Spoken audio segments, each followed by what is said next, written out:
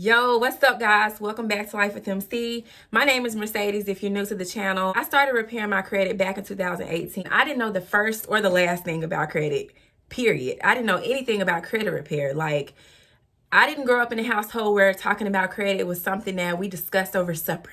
You know, we didn't talk about those type of things. Like if you had a credit card and you had $400 on that, then you was gonna use that for something. You treated that like it was a debit card. And you know, at the time, like, it just made sense. Like, you felt like, wow, I got a credit card. And as a young kid, if you're not being taught the responsible way to use a credit card, you're going to keep swiping it with no intent on paying the money back. And as you know, even saying that now as a 30-year-old, I hear how irresponsible that is. But if you weren't taught anything about money management or credit, that's going to seem like, I got it, let me get it. Or how easy it is to get a credit card when you're at like a clothing store. You know, you can save 50% off if you get a credit card. What 18, 19, 20, 21-year-old don't want to hear that? Discount? Sign me up. You know, and you're not even thinking about, I don't have no job. Or the job I do got, it pays me enough to buy groceries and, you know, get an outfit here and there. You know, maybe go out to eat with my friends, but not enough to, you know, be tacking on debt, making monthly payments and things like that. So I say all that to say, if you are a person where your credit is really, your bad credit situation is a result of your adolescent years, your teenage years, don't beat yourself up.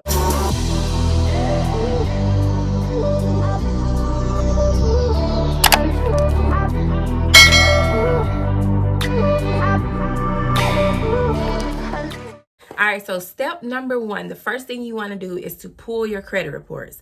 Now, there are a lot of different credit monitoring sites. I personally love Smart Credit, but if you're looking to just get your most accurate or thorough, broken down credit report, go to annualcreditreport.com. You can get that for free. Any other time prior to COVID, you would only be able to get one free credit report from them per year. But now you're able to get one every week until April 20th of 2021. So yeah, take advantage of that. The first thing you have to do is clean up your personal information section.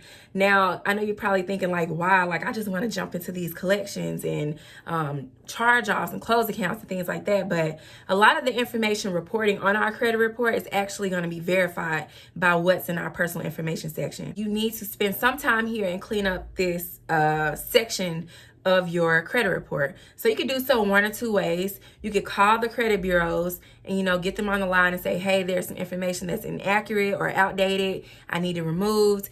You can, you know, say all the different names, addresses, phone numbers, employers, and so on that are no longer, current or that are not yours to begin with, to get that information removed from your credit report. Or you can send this letter that's on the screen. Now we're going to move along to inquiries. Now, I want to say this. Don't spend too much time here like worrying about inquiries. I know a lot of us, some of us have no inquiries, some of us have several. I see a lot of people in my Facebook group get a little too hung up on inquiries and spend too much time here, and they don't move on to other like more things that are like actually impacting their credit score. An inquiry is only it's 10% of your score. So it's not really making that much of a dent in your credit score. And after the first 12 months, it no longer impacts your score.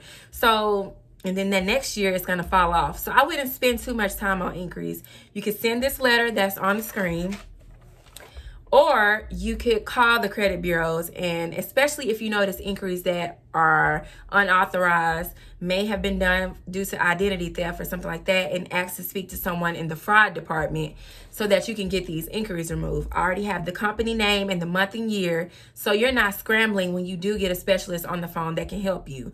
Now, in the event that you cannot get the inquiries removed over the phone, and they are because of identity theft, just go to identitytheft.gov and file an FCC complaint.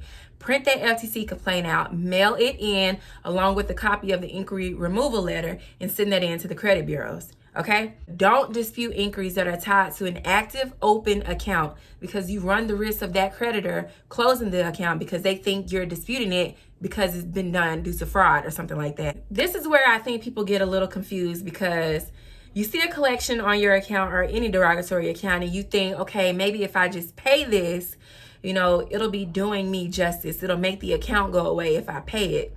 A lot of people mess up here because they assume that if they pay the debt that the company is going to remove the account. Now, if it's not in that company's policy to do so already, that account is not going to be moved. It's just going to be listed as paid was charge off, paid collection, paid charged off, but the account will still be there. Now, for collections, there are so many different ways that you can go about disputing derogatory accounts, okay? There's not one way to do things. There's some wrong ways to do things, but there's not just one way set in stone that this is how you have to handle it. But the reason why I say send a debt validation letter to the collection agency is because once you receive that letter from the collection agency, I can't remember verbatim, but I know it says, matter of fact, let me get my computer. Most collection letters say, unless you notify this office within 30 days after receiving this notice that you dispute the validity of the debt or any portion thereof, this office will assume the debt is valid. And okay, that's on the bottom of pretty much everybody's collection letters that they get in the mail. Now, to me, that sounds like, unless you notify this office within 30 days of receiving this notice, meaning once you get that letter, you got 30 days to respond to this letter, that you dispute the validity of the debt, aka send a debt validation letter to them within 30 days. If you do not do that, they're going to assume the debt is valid. Place it on your credit report. Now, assuming you've ignored the letters, like the account it's reporting now, you still are able to send a debt validation letter. I never recommend calling credit collection agencies, like, ever. No, I never recommend calling them. Always have your paper trail. Always mail in your letter. So once you either receive a letter in the mail from a collection agency, or it's just a collection on your account, on your credit report already, send them a debt validation letter. I'm going to go ahead and put that on the screen. You want to send this debt validation letter certified. I always just recommend, anytime you are contacting the collection agencies or any third-party company, if you can afford to send it certified. And do not sign your letters. Also, do not send in any identification to the collection agencies, because you don't want to make it easier for them to validate your debt. Now, what validates your debt? Because I know some people will ask this. A contract bearing your signature. So let's say, for example, you were evicted and your apartment complex sent your account to collections. You mail in a debt validation letter to that collection agency and they send you back a lease with your contract. Okay, so your next course of action should be to send a pay for deletion letter. All right, y'all got it?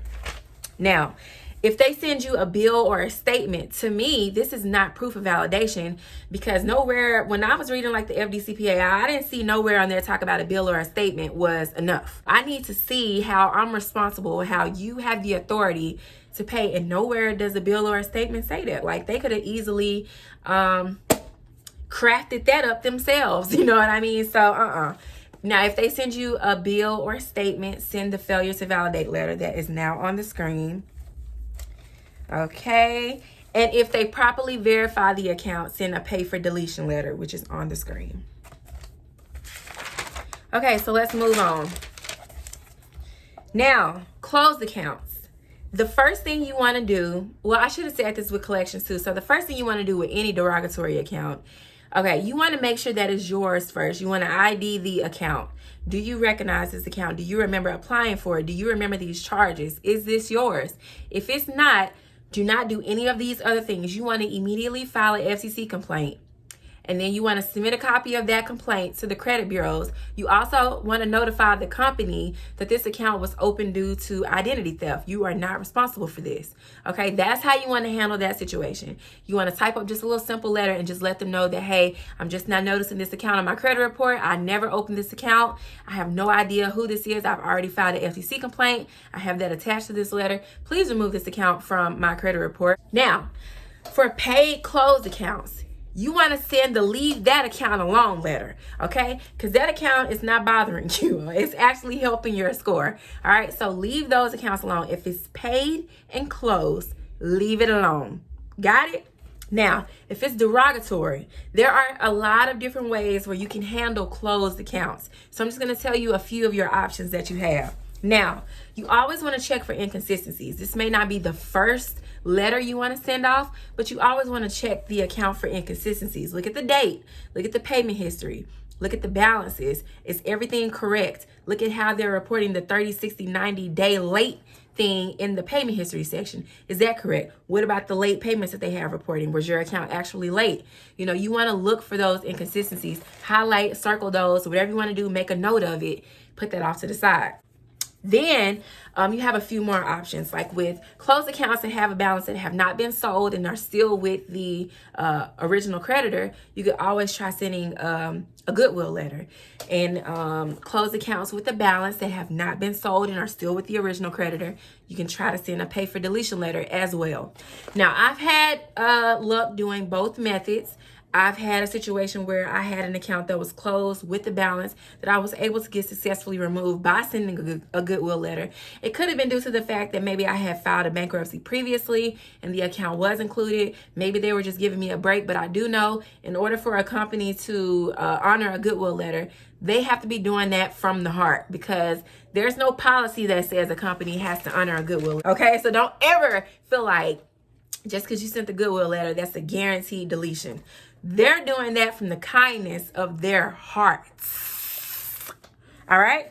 Now, expect to lose points. If your account is old, like if this is an old account, and you do get this account successfully deleted from your credit report, and I mean like expect to lose some points due to credit age loss.